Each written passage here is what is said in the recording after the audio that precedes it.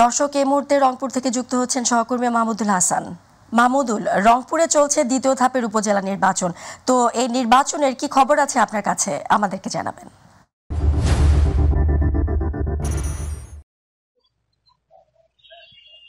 জি ফৌজি, আপনি জানেন যে সারা দেশের যে কটি উপজেলা পরিষদ দ্বিতীয় ধাপের যে উপজেলা পরিষদ নির্বাচন, সেটি কিন্তু রংপুরের যে দুটি উপজেলা পরিষদ নির্বাচন, ষষ্ঠ উপজেলা পরিষদ নির্বাচনের যে দ্বিতীয় ধাপের ভোট গ্রহণ, সেটি কিন্তু সকাল 8টা থেকে নির্বিঘ্নভাবে কিন্তু ভোট গ্রহণ চলছে। তবে ভোটাররাও কিন্তু স্বাচ্ছন্দ্যে ভোট কেন্দ্রে এসে তাদের যে পছন্দের প্রার্থীদের ভোট প্রদান করছেন, এবং আমরা দেখেছি যে ভোট কেন্দ্রে কিন্তু একটু সকাল থেকে কিন্তু ভোটার উপস্থিতি একটু কম, কারণ এই সময়টা কিন্তু আপনি জানেন যে রংপুর অঞ্চলে কিন্তু বড় মৌসুমের কারণে কিন্তু মানুষ এই সময়টা একেবারে ধান মাড়াই ব্যস্ত রয়েছে, এ কারণে কিন্তু ভোটার উপস্থিতি কম। তবে এখানকার যে দায়িত্বরত যে কর্মকর্তা আছে এবং আমরা বিভিন্ন যারা নির্বাচনের দায়িত্বরত আছে তাদের সাথে কথা বলেছি, তারা যেমনটা জানিয়েছেন যে হয়তোবা দুপুরের পরে কিন্তু ভোটার উপস্থিতি অনেকটাই বাড়তে পারে, তেমনটাই কিন্তু বলছেন। এবং আপনাকে সব মিলে যদি বলে রাখি যে আমি যে কেন্দ্রটিতে রয়েছি, এটি রংপুরের পীরগঞ্জ উপজেলার ধর্মদাসপুর আমিনিয়া দাখিল মাদ্রাসা ভোট কেন্দ্রে। এই ভোট কেন্দ্রে কিন্তু দেখছেন যে এখানে